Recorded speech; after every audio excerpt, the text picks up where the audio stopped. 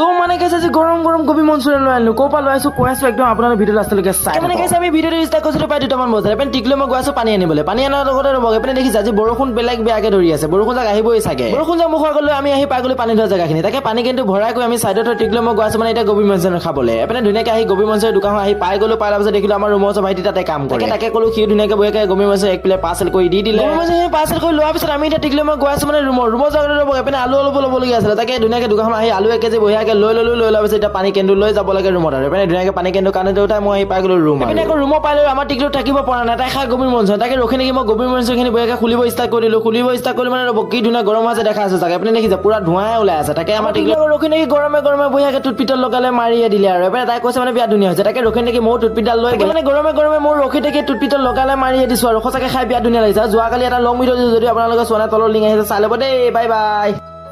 खत्म।